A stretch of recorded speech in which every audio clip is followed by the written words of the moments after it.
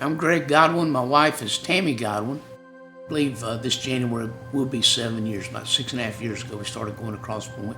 Well, we actually, we went to the previous church I grew up at. I'd been going since I was 11 years old.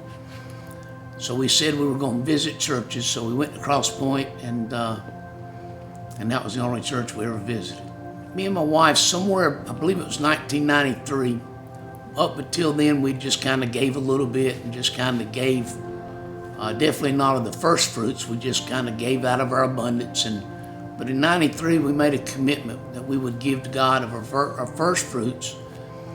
Our move to giving was strictly out of obedience after what God had told us to do.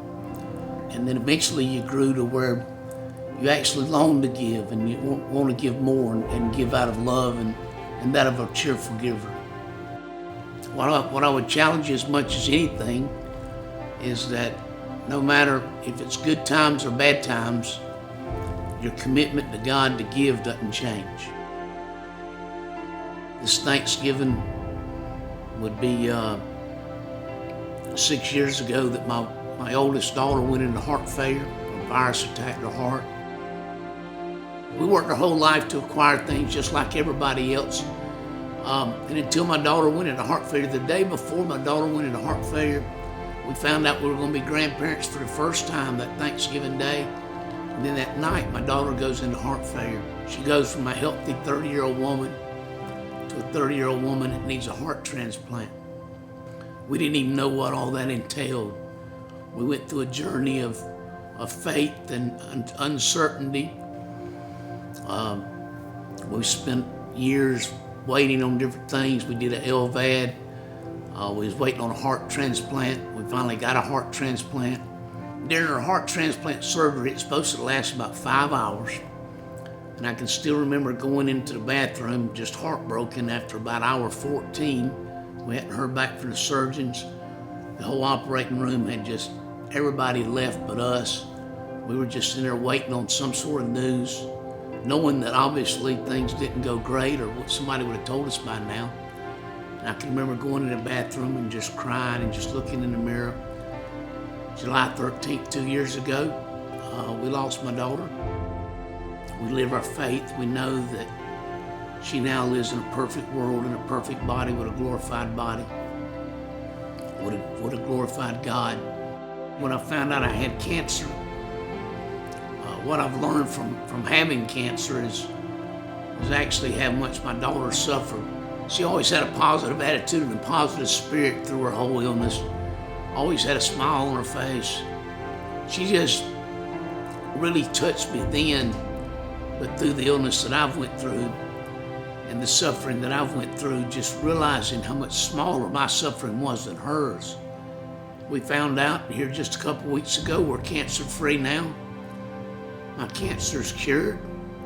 But what we learned is what's really important.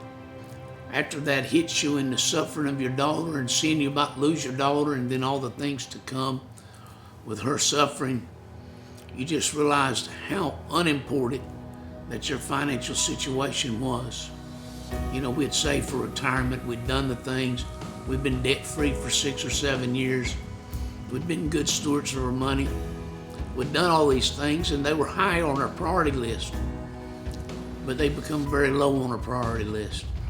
At that time when she became sick, I would have gave anything. I'd have gave anything I had, to make her well. I would have signed over my whole net worth just to not have cancer. Before we looked at it kind of as our money and we were managing it, and we'd get God involved when we needed Him to be. Now it's just simple. God owns it all, and He leads us and directs us how to distribute the money. We can't take any of it with us.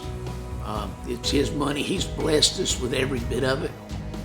The neat thing is He included us in this kingdom building, and He allows us to give to the kingdom building, and He allows us to be part of it. And I think that's why God called us to give, is that our faith is in Him and not in the things that we acquire or our retirement plan or our savings account, that our faith is actually in Him.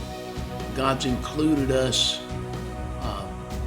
in the Great Commission. He's included us in spreading the word. He's included us in feeding the poor. He's including us in taking care of the widows, and to grow the body, and to grow the church, and to reach the lost. And all these duties of the church that we have, God's called us to do those things, and one of the ways we can do them is through our giving.